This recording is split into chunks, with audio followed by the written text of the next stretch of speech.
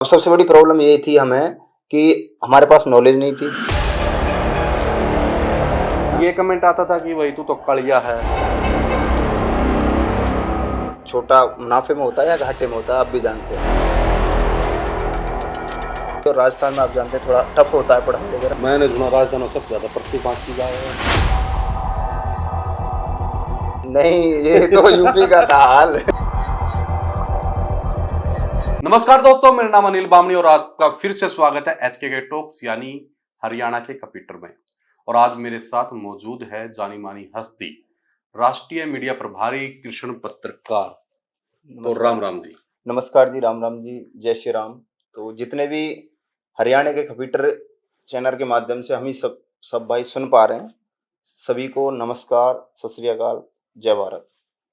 तो कृष्ण भाई, कैसा लगा आपको आज एचके टॉक्स में आके? बहुत अच्छा लगा और दूसरी बार मैं यहाँ आया हूँ और आपके इस पॉडकास्ट में मुझे सबसे ज़्यादा खुशी इस बात की हो रही है कि मैंने आज तक काफ़ी लोगों के इंटरव्यू लिए हैं, घर घर जाके इंटरव्यू लिए हैं, राजनीतिक व्यक्तियों के लिए हैं, टीचरों के इंटरव्यू लिए हैं, काफ़ी सिंगरों के इंटरव्यू लिए हैं, पर आज ये मेरा जीवन का पहला इंटरव्यू है जो आपके माध्यम से हो रहा है, तो अच्छा लग रहा है। तो दोस्तों, सबसे पहले जानते हैं कृष्ण भाई की कि जो बचपन की लाइफ थी यानी स्कूल और अपना ग्रेजुएशन तक कैसा रहा। तो हम शुरुआत करते हैं स्कूल से। तो आप एक बार थोड़ा सा अपना नाम और आप रहने वाले कहाँ के हो हमारे दर्शक जानना चाहेंगे, और दूसरी चीज आपने स्टडी कहाँ से की? जी, तो मैं बताना चाहूँगा, मैं एक छोटे से गांव से हूँ। गांव का नाम है एंचवाड़ा, जो कि कामा विधानसभा और डीग जिले में और राजस्थान राज्य में आता है। और ये गांव है जो आपको बता दूं मैं आपकी जानकारी के लिए, जो ब्रज बोला जाता है, ब्रज 84 कोस परिक्रमा मार्ग के रास्ते में पड़ता है। अच्छा। जैसे ही मैं बॉर्डर की भी बात करूं तो हरियाणा बॉर्डर हमारे यहाँ से लगभग 6-7 किलोमीटर दूर है और आपका उत्तर प्रदेश हमारे यहाँ से 1.5 किलोमीटर दूर है। और गांव का नाम है एंचवाड़ा और कामा विधानसभा में, जैसे कि मैंने आपको बताया, उस गांव का एक स्कूल था, सरकारी स्कूल। अच्छा। सरकारी स्कूल में मैं देखिए जब से बच्चा होश संभालता तब की मैं बताऊंगा, मुझे लगभग छठी सातवीं क्लास से अपना मतलब थोड़ा सा जीवन के बारे में पता है। तो सरकारी स्कूल में पढ़ा था मैं लगभग 7th तक। उसके बाद में हमारे जो बड़े भाई थे, हम 3 भाई हैं, मैं बताना चाहूँगा थोड़ा सा। बड़े भाई ने कहा कि ऐसा सरकारी स्कूलों में पढ़ाई अच्छी नहीं होती है और आप भी जानते हो, चाहे उत्तर प्रदेश हो, हरियाणा हो या राजस्थान हो, कोई भी प्रांत हो, सरकारी स्कूलों में थोड़ा सा सुविधाएं नहीं होती हैं।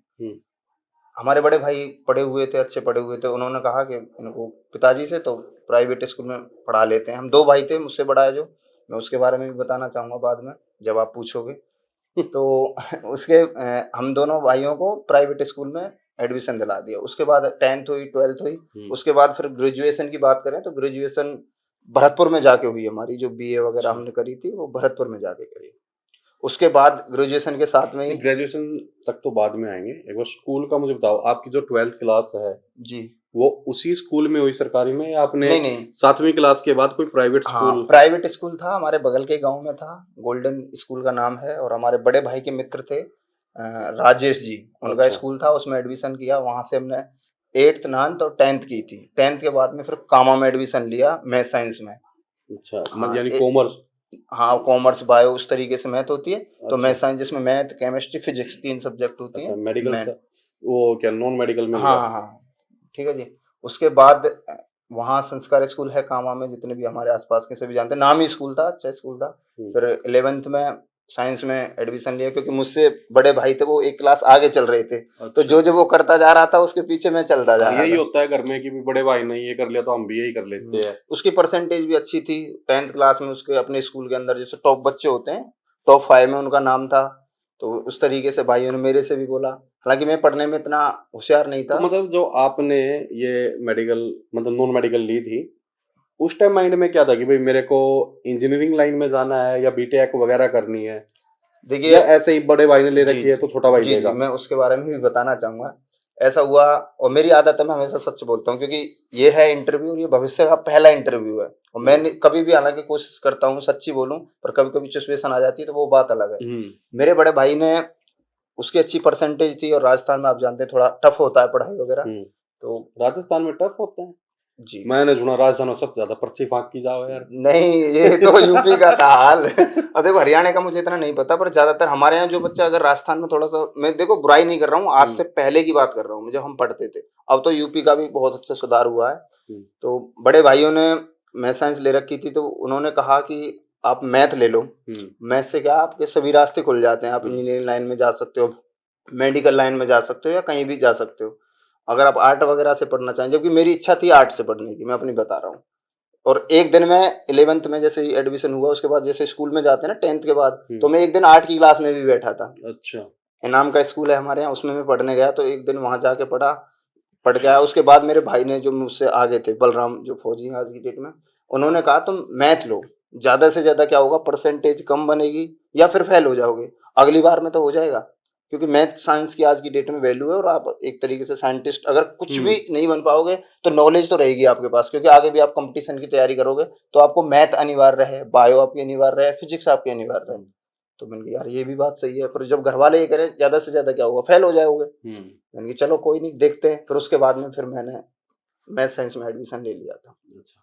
तो मेरा सवाल जो आपसे था, जी। आपने जो मेडिकल ली थी, उस टाइम माइंड में क्या था कि बीटेक करनी है या इंजीनियरिंग वगैरह जैसे करते हैं? उस उस टाइम पे कोई प्लानिंग नहीं थी। उस टाइम पे बस प्लानिंग एक थी, क्योंकि मेरे भाई मुझसे आगे चल रहे हाँ, उसने कह दिया तो ले थे। लिया। उसने कह दिया ले लिया, नहीं वो पढ़ रहे थे, वो 12th में हो गए थे, मैं 11th में था, तो उसके बाद में वो 1 साल आगे चल रहे थे। मैंने कहा यार उनका अच्छा है, कोई ना जो होगा देखा जाएगा। और उस टाइम पे बच्चे को ये है कि पढ़ना ही है, आगे का क्या सोचना। और मैं प्रेज़ेंट में भी ये करता हूँ, प्रेज़ेंट में जो काम कर रहे हैं हम उस पे ध्यान दें, आगे के बारे में अगर अभी से सोचेंगे तो फिर फिलहाल क्या करेंगे? बिल्कुल, बिल्कुल। तो फिर बचपन में तो कुछ सोचा होगा कि आगे जाके मुझे ये बनना है, डॉक्टर बनना है, मतलब ऐसे बस स्कूल में जी, पूछ नहीं लेते जी, जी। बच्चों से? हाँ, हाँ, बिल्कुल, बिल्कुल। तो मैं बताना चाहूँगा, मेरे बड़े भाई थे अपने टाइम पे, गाँव का बच्चा, हर एक गाँव का बच्चा कोशिश करता है फ़ोर्स में जाने की पहले तो। हुँ, बाकी चाहे उसकी अब तो लोग लड़के अच्छी पढ़ाई करते हैं, तो अच्छे-अच्छे अपने सबके एम होते हैं। उस टाइम पे ज़्यादातर फ़ोर्स वगैरह का था, क्योंकि गाँव में लड़के फ़ौज पुलिस की तैयारी करते थे। चाहे टीचर हो, चाहे डॉक्टर हो, इतनी हुँ, वैल्यू नहीं दी जाती थी उस समय पे, जितनी फ़ौजियों को दी जाती थी। हुँ, तो हम गाँव से बिलॉन्ग करते थे, तो फ़ौज की सोच रखी थी, फ़ौज में जाना है। और कोशिश भी करी आगे, अगर आप पूछना चाहोगे तो मैं बताऊँगा भी किस स्तर तक हम फौजी बन चुके थे, 25%। अच्छा। और जब आप स्कूल में थे और आप आर्मी में जाना चाहते थे, जो आर्मी का ही है, तो उस टाइम आपकी फैमिली कंडीशन क्या थी? मतलब फैमिली के हालात ऐसे थे कि वो फ़ौज में जाके ही ठीक हो सकते हैं भई, या फिर फैमिली के हालात ऐसे थे बेटे जो तेरा दिल करा वो कर? नहीं, इतने तब भी नहीं थे, अब भी नहीं है, मैं रियलिटी बताना चाहूँगा आपको। पिताजी मेरे किसान थे, और पढ़े नहीं हैं वो एक क्लास भी।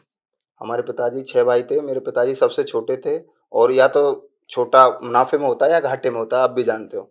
तो थोड़ा ऐसा नहीं था, पर ये था बड़े भाई जो हमसे बड़े थे, 3 भाई हैं जो बड़े भाई हैं, हुँ, वो हमारे पढ़ के इतना मतलब नॉलेज हो गई थी उनको, उन्होंने खुद तैयारी करी थी, पर किसी भी कारणवश, या बड़े थे, ज़िम्मेदारी थी, वो सरकारी कर्मचारी नहीं बन पाए।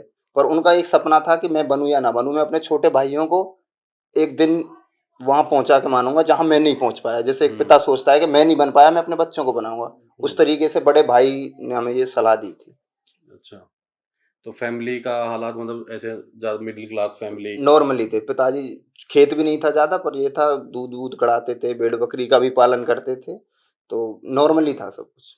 तो आफ्टर स्कूल करने के बाद आपने क्या किया फिर? स्कूल के बाद में फिर मैं आपको जैसे बता रहा था, भरतपुर गए थे हम, क्योंकि मेरे बड़े भाई थे वो बीएससी कर रहे थे, वो 1 साल आगे चल ही रहे थे। तो वो वहाँ पहुँच गए, वहाँ जाके रूम-वूम ले रखा था उन्होंने। फिर वहाँ बीएससी वगैरह वो कर रहे थे, उसके बाद में मैं भी पहुँच गया।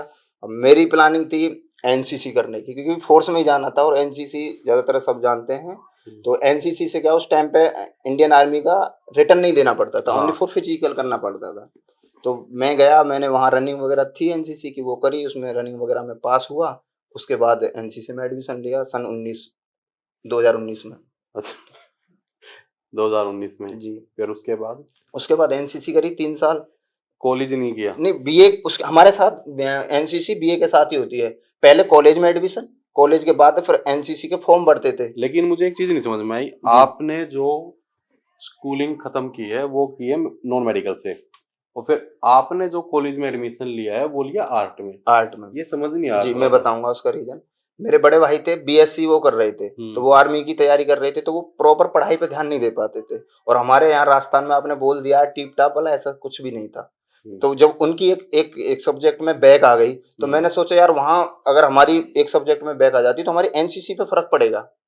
तो इसलिए मैंने कि हमें जाना तो फोर्स में ही, तो जरूर थोड़ी ना हम बीएससी करके ही जाए, हम बीए के साथ भी जा सकते, ग्रेजुएशन ही तो चाहिए।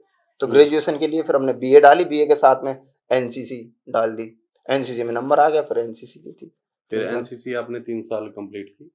कौन सा सर्टिफिकेट लिया आपने? सर्टिफिकेट मेरे को बी मिला था, सी सर्टिफिकेट में बी अच्छा, ग्रेड अच्छा। होती है जो बी हाँ। ग्रेड मिली थी।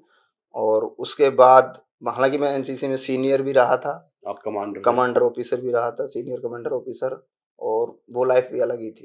तो कौन कौन से कैंप आपने अटेंड किए? आरडीसी में गए थे हम, पर मैं हाइट की वजह से निकाल दिया था, और उससे नीचे जो अब मुझे नाम भी नहीं है याद, पर काफी कैंप किए थे, 3-4 कैंप। एक तो फर्स्ट ईयर में होता है। फर्स्ट ईयर में तो किए ही थे, उस टाइम पे तो कोरोना चल रहा था बीच में जो हुआ था, उसके बाद में किए थे जिनके 5-5 10-10 नंबर मिलते हैं। अगर मुझे कैंपों का नाम याद नहीं है, पर कुल मिला के इतना कहूंगा, कैंप के दौरान एनसीसी के दौरान मुझे जहाज में बैठने का मौका मिल गया था एक कैंप के दौरान। कहाँ पे लगते थे ये कैंप हमारे आपके? यहाँ कोटा में लगते थे, कहाँ? कोटा में कोटा लगते हैं। राजस्थान में। तो अब मुझे ये बताओ, आपका टारगेट था आर्मी में जाने का, जी ठीक है? बिल्कुल बिल्कुल। स्कूलिंग की आपने नॉन मेडिकल से, जी और उसके बाद आपने कॉलेज में जाके लिए बीए, बीए और बीए के बाद में स्टार्ट कर दिया आपने एनसीसी। जी, साथ में की थी उसके। हाँ। जी, तो ये पत्रकारिता कहाँ से आई? पत्रकारिता के पीछे आने का बहुत बड़ा रीजन है। आपने अभी बीच में अगर आप पूछना चाहें तो मैं बता रहा हूँ, शॉर्ट में बताना चाहूंगा क्योंकि काफी लंबा हो जाएगा। नहीं, लंबाई बताओ, अपने पास बहुत टाइम है। जी बिल्कुल, क्योंकि उनके पास नहीं है, शायद हो जो देख रहे हैं या ना हो पता नहीं, पर मैं नहीं, बताना अपने चाहूंगा। दर्शक ऐसे है कि पूरी वीडियो ही देखेंगे। कोई ना हाँ। बिल्कुल। तो मैं बताना चाहूंगा, जैसे कि आपने पूछा था, मैं एनसीसी कर ही रहा था, करने के बाद में मेरे भाई लग गए थे। मेरी एनसीसी चल रही थी, मेरे भाई लग गए थे आर्मी में टेक्निकल से। हमने भर्ती तो दोनों ने साथ ही देखी थी, पर मेरे पर रनिंग वगैरह नहीं लगी थी। और उसके बाद में भाई लग गए, उसके बाद थोड़ा सा और जुनून लग गया कि यार बड़ा भाई लग गया, और फिर मैं तो पीछे ही चल रहा था। तो फिर कोशिश ये थी कि तैयारी वगैरह करें, फिर मेरा रिलेशन बन जाता आर्मी में, आप जानते हो भाई का रिलेशन बन गया था, तो मेरे को भर्ती देखने का और मौका मिल गया। सेंटर की तो मिलती थी, जितने भी सेंटर थे आर्मी के सभी जगह की मिलती थी। हाइट वाइट का थोड़ा सा इशू आने लग गया था, हाइट का इशू तोड़ने के लिए मैंने रनिंग वगैरह करी, स्पोर्ट खेला था। स्पोर्ट में भी मैं 2020 और 21 में नेशनल चैंपियन भी रह चुका हूँ। 800 मीटर में गोल्ड मेडल क्या भी था मैं। तो काफी भाई हैं जो मेरे साथी हैं या रिश्तेदार हैं, वो सब जानते ही हैं। उस टाइम पे मेरी पहली वीडियो चल गई थी, 10,000 व्यूज आए थे मेरे, जब जब मैं कोई सोशल मीडिया यूज में नहीं लेता अच्छा, था। वैसे ही बना दी थी आपने वो जब आर्मी? मतलब आर्मी मतलब वो था कि मैं, मेरे को मेडल मिला था तो वो मैंने डाल दी, क्योंकि ऑल इंडिया का वो गेम था, उसमें मैं फर्स्ट स्थान पे आया था। अच्छा। हाँ जी। तो फिर भर्ती वर्ती देखी थी, पर एक भर्ती में मेरा सिलेक्शन हो गया था, ये मान लो सेंटर की भर्ती थी, पर उस टाइम पे हालांकि मुझे कहना नहीं चाहिए, पर जो नरेंद्र मोदी जी ने हमारे साथ किया वो गलत किया था, क्या क्योंकि वो किया? भर्ती हम सेलेक्ट हो गए थे और वो भर्ती रद्द कर दी थी। अच्छा। तो उस दिन वो थोड़ा सा गलत लगा, बाकी मोदी जी जो कर रहे हैं आई एम वो बिग अच्छा फैन। है। तो फिर वहां आपकी वीडियो चल गई। जी तो वीडियो चलने के बाद फिर? नहीं, अगर वीडियो चलने के बाद मैंने, ऐसा नहीं है कि सोशल मीडिया पे काम करना था, हाँ। उसके बाद में मैंने तैयारी वगैरह करी, काफी भर्तियां वगैरह देखी, लगभग 20-25 भर्तियां देख ली, क्योंकि मौके मिल रहे थे। फिर उसके बाद मैं और भी भर्ती देखी, काफी कंपटीशन वगैरह भी दिया, पर ये है कि सिलेक्शन वगैरह नहीं हुआ। उसके बाद थी, काफी समय हो गया था, 3 साल एनसीसी के हो गए, 2 साल और हो गए एक्स्ट्रा भर्ती देखते हुए, 5 साल मुझे घर से बाहर हो गए। फिर थोड़ा ये भी था, काफी समय हो गया था, घर वाले या किसी के भी हो, सब कहते ही हैं कि यार 5 साल हो गए, रिश्तेदार भी हो गए, ये तो वैसे ये मजा लेते डोल रहा है, कुछ नहीं है, घर वालों का पैसा बर्बाद कर रहा है, बहुत सारी चीजें थी। उसके बाद में घर वाले मुझे भी कहते थे कुछ ना कुछ, और देखो ऑब्वियसली हर किसी का घर वाले कहते हैं अपने बच्चे से कि ये वो, तो थोड़ा सा दिल से पे लगने घर वालों लगा। को तो लगता है यार जल्दी से कामयाब हो जाए हमारा बच्चा। हाँ बिल्कुल बिल्कुल। हम्म। तो पत्रकारिता शुरू करने का एक सबसे बड़ा लम्हा था 31 मई, जो मेरे लिए हमेशा बेस्ट है और बेस्ट रहेगी। मेरी लाइफ चेंज का फर्स्ट डे था 31 मई। वहां से मैंने एक सोशल मीडिया पे वीडियो डाली थी 31 मई को लेके, वो मेरी अच्छी चल गई थी। उसके बाद मैंने सोचा कि यार सोशल मीडिया पर काम किया जाए। वैसे तो रास्ता सभी बंद हो चुके थे, भर्ती वगैरह। हमारे बड़े भाई तो वो कह रहे कंपटीशन की तैयारी करो, मेरा जो फौजी भाई है वो कह रहा कुछ बिजनेस डाल लो अपना। तो सब अपना अपना कुछ ना कुछ बता रहे थे। और देखो जब बच्चा सेलेक्ट नहीं होता है तो उसके बाद में कुछ ना कुछ बताते हैं, ये कर ले, वो कर ले, ये कर ले, कुछ तो कर ले भाई। तो उसके बाद मेरे बड़े भाई जो फौजी हैं उन्होंने मेरे से एक ही चीज बोली कि कुछ नहीं, अपना बिजनेस सबसे बेस्ट होता है, अपना बिजनेस डाल, कुछ भी पैसे वैसे जो होंगे हम कर लेंगे, और तुम अपना बिजनेस डाल लो, कुछ सीख लो साल 6 महीना, उसके बाद 10-20 लाख रुपए लगा के, किसी टाइम पे हम सक्षम नहीं थे, आज हम सक्षम है, लगा लेंगे और अपना बिजनेस डालो। फिर मैंने सोचा यार इतना पढ़ने लिखने का क्या है, जब अगर हम बिजनेस उस तरीके का ही करना था, क्योंकि गांव का व्यक्ति उस तरीके का बिजनेस नहीं सोच पाता है। तो उन्होंने कहा, मैंने फिर थोड़ा सा किया, यार साथ के लड़के, कोई मेडिकल कर रहा है, कोई कुछ कर रहा है, कोई कुछ कर रहा है। मैंने कहा यार मैं तो कुछ और ही करना चाहूंगा। तो उन्होंने कहा क्या करना चाहोगे? मैंने कहा मैं करूंगा पत्रकारिता। ये मेरी प्लानिंग थी। उसके बाद पत्रकारिता ऐसे स्टार्ट हुई थोड़ी सी कि हमारे स्तर में भरतपुर जिले में, जहाँ मैं रहता था 5 साल, जैसे कि मैंने बताया, भरतपुर जिले में समाज के प्रोग्राम होते थे, फिर मैंने उनको दिखाना स्टार्ट कर दिया। यूट्यूब पे चैनल बनाया था, उसकी वजह से फिर और पत्रकार थे उनसे जुड़े हम धीरे धीरे, उनके थ्रू हमने काम भी किया, काफ़ी प्रोग्राम अटेंड किए, काफ़ी लोगों के इंटरव्यू वगैरह लिए। तो धीरे धीरे जर्नी हमारी आगे बढ़ती चलेगी, लोग जुड़ते चले गए, ऐसे करके पत्रकारिता शुरू हुई थी। अच्छा, तो जब आप ये इस लाइन में गए थे, जी मतलब कि आपने अपना मीडिया में पैर रख दिया, जी। उस टाइम सबसे ज्यादा प्रॉब्लम क्या आई? उस समय सबसे ज़्यादा प्रॉब्लम ये आई थी नॉलेज की, क्योंकि हमें नॉलेज तो किसी और फील्ड की थी, पर हम किसी और फील्ड में आ गए। अब सबसे बड़ी प्रॉब्लम ये थी हमें कि हमारे पास नॉलेज नहीं थी, दूसरी बात कॉन्फिडेंस भी नहीं था इतना, क्योंकि फर्स्ट बार में कोई व्यक्ति माइक पकड़ता है तो उस समय क्या है, हमारे जो सीनियर पत्रकार थे भरतपुर के, उनके साथ हमने मिलके काम किया, कुछ समय उनके लिए काम किया, कुछ समय, ज़्यादा नहीं किया, कुछ समय किया, और शायद देख भी रहे हो तो अच्छा लगेगा। तो उन लोगों ने धीरे धीरे मुझे बताया ऐसे करो ऐसे करो, धीरे धीरे, और देखो कहीं ना कहीं से सीखना पड़ता है। फिर दूसरा सबसे ज़्यादा मुझे जो फायदा हुआ वो हुआ यूट्यूब से। मैं यूट्यूब पे पत्रकारों को सुनता था, पत्रकारों की स्पीच देखता था, पत्रकार किस तरीके से बहसते हैं वो भी चीज़ मैं देखता था, नेताओं के इंटरव्यू वगैरह। तो ऐसी चीज़ें देख देखते धीरे धीरे ही थोड़ा सा मोटिवेशन आने लग गया, और ये तो था कि काम तो कुछ ना कुछ करना ही है इसी लेवल का। जब आप इस लाइन में आ रहे थे और आगे आगे कदम बढ़ाते जा रहे थे, ऐसा भी हुआ कि भाई किसी ने पकड़ कर टांग पीछे खींचने की कोशिश करी हो? अब वो तो देखिए, कोई भी व्यक्ति अगर अलग करता है, कुछ अलग करेगा तो भी लोग, और ये भी हकीकत है स्टार्टिंग में आपको सहारा देने वाले कम मिलेंगे, और आपको गलत बताने वाले, यार तुम गलत कर रहे हो या ये चीज़ सही नहीं है, तो ऐसे लोग ज़्यादा मिलेंगे। ऐसा कुछ है एक्सपीरियंस जो आपको मतलब कि आप लोगों को बताना चाहिए कि जब आप इस लाइन में आए थे और कुछ लोगों ने मतलब मर्जी आपकी, आप नाम लेना चाहो तो नाम ले सकते हो, बिल्कुल बिल्कुल। और उनको छिपाना चाहते हो तो वो भी कर सकते हो, जी। लेकिन हमारे दर्शकों को एक बार बताना चाहोगे कि भाई वो कौन से लोग थे और क्या उन्होंने ऐसा किया था जिससे एक बार आपको लगा कि यार ये लाइन छोड़ देनी चाहिए?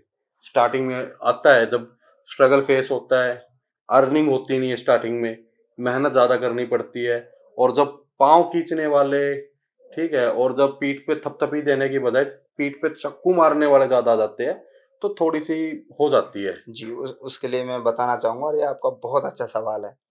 देखिए जी, जो आपने कहा है कि टाँग खींचने वाले, हुँ, आपको मैंने पहले बताया था, जितने भी हमारे दर्शक भाई देख रहे हैं, कि हम थे इंडियन आर्मी की तैयारी करने वाले। जब हम हुँ, 350 के बैच से नहीं घबराए, तो हम उन 4-5 लोगों के कमेंट से क्या घबराएँगे? हुँ, 5 साल हमने इंडियन आर्मी की तैयारी के लिए दिए थे, और हम उस लेवल की तैयारी कर रहे थे, एक देश सेवा की टाइप की, और दूसरी सबसे मेन कि हम कितने लोगों को छोड़ते थे तब जाके हम रनिंग की तैयारी करते थे। हमने जो हुँ, जितनी भी भर्तियाँ देखी, तो ना तो हमें भीड़ से डर लगता था, ना लोगों के कमेंट से डर लगता था। तो लोगों की कमेंट तो नेगेटिव पॉजिटिव आती रहती हैं, पर अपना एक ही मकसद था, जो था कि अब हमें कुछ करना है और अलग लेवल से करना है। अगर हम कुछ नया कर रहे हैं, तो ये भी हकीकत है कि आप जब कुछ अलग करोगे तो आपको सुनना भी पड़ेगा और हुँ। कुछ दिखाना भी पड़ेगा।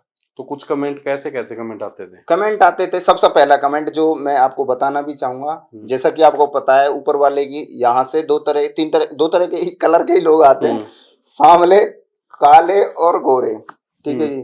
तो 3 तरह के हो गए, तीनों तरह के में मैं कैसा हूँ ये तो सभी को पता है। तो कैसे? नहीं पता नहीं है नहीं, यार। आप अरे जितने भी दर्शक अभी हैं, अभी जो अब काला नहीं, हूँ, सांवला हूँ, आप लोगों के सामने हूँ, नहीं पता ना, समाज जैसे के सामने हमारी हूँ। वीडियो जी। डलेगी फिल्टर लगा के एडिट हो गए। अच्छा अच्छा। तो अब उसमें नहीं पता लगेगा, उसमें तो बहुत गोरे भाई दिखोगे आप। जिसको देखना है मेरे घर आइए, मुझसे मिलिए, मेरे क्षेत्र में आइए, तो भाई सामने से देखिए। हाँ, तो सामने से मतलब देखिए ना, कमेंट करके, या फिर अब यहाँ आके क्या बताना। ये कमेंट आता था कि भाई तू तो कड़िया है। हाँ, यही कमेंट आते थे। मतलब मैं थोड़ा सा बताना चाहूंगा हाँ वो बताओ। कि ये कमेंट थे कि कुछ लोगों के, अब भी आते हैं ऐसे, तो न कि ये पागल है, वैसे ही डोलता रहता है माइक से को लेके। और ये मेरे घर वालों ने भी कमेंट किए हैं, जो मेरे फैमिली वाले हैं उन्होंने भी कमेंट वगैरह किए हैं, मुंह पे भी किए हैं, और रिश्तेदारों से भी किए हैं, दोस्तों से भी किए हैं, सर्कल में जितने भी थे सभी से किए हैं कि अरे कुछ नहीं है, वैसे ही डोलता रहता है। और फिर कुछ लोग ये कि अरे यार ये काला सा व्यक्ति यार, क्या रोज रोज तीसरे दिन कुछ ना कुछ डालता रहता है। तो ये ऐसे कमेंट्स वगैरह तो आते रहते हैं। अच्छा, काम को लेके तो नहीं आए काम कमेंट्स को की? लेके आए ना, कि बोलना इसे आता नहीं है। वो सचिन का एक वायरल हुआ था, लल्लू सा सचिन है, इस पे बोलना नहीं आता है। हाँ। उसी तरीके से इसे नॉलेज है नहीं है, लेके माइक पहुंच गया। भाई नॉलेज करने से ही तो आएगी, करने तो दो, मेरे को महीने भी नहीं हुए, आप लोग कमेंट करने लग रहे हो। अब आ जाओ, कोई आ रहा है हम्म, किसको ये बोलना बोलना ना आता। हम्म, अब उन्हीं लोगों की कमेंट अपनी आइडियो से भी नहीं देखते, दूसरे लोगों की आइडियो से देख रहे हैं। जैसे आप आज मेरा इंटरव्यू ले रहे हैं, मेरे भी इंटरव्यू काफी मैंने लिए, विधायकों के मैंने लिए, जिलाध्यक्षों के मैंने लिए, राष्ट्रीय मीडिया प्रभारियों के मैंने लिए, जो राष्ट्र लेवल से अन्य पार्टियों में जुड़े हुए हैं। तो अब तो एक्सपीरियंस इतना है कि अब आ जाओ भाई, कोई कमेंट के बाद कुछ चीज हम सीख जाएंगे, उसके बाद ही तो हम करेंगे। बिना सीख के तो भाई क्या है। कुछ नहीं है, कुछ नहीं, बिल्कुल। सीखना तो पड़ता ही यार भी, बिल्कुल कोई बिल्कुल। कोई भी काम हो वो सीखना ही पड़ता है। और आज इंटरव्यू को देख के फिर और पता चल रहा होगा उनको। हाँ भाई, तेज है बोलने में जोर।